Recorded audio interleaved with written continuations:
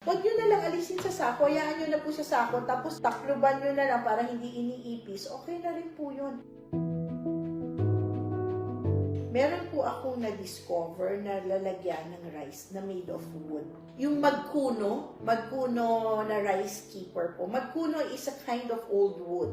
It's quite expensive, pero it's worth it po. So ceramics, medyo mas mura-mura ng konti. Pwede rin po na glass. Pwede po dyan ng lata ng biscuit if wala talaga kayong makuha. Pumunta po kayo sa mga bilihan ng pasok. Meron po mga banga, usually ng tapayan. That is a good one po to have. No? Mas mura, pero okay po yan. Porcelain, yung Chinese po na mga jars, yung ancient jars. Pwede nyo po yan hanapin sa white and blue jars. Pwede nyo po yan hanapin sa celadon jars. Pwede nyo po yan hanapin as rice urn. Kung wala po kayong ganun kamahal na budget, huwag nyo na alisin sa sako. Alam nyo, hindi natin kailangan gumastos ng sobrang mahal.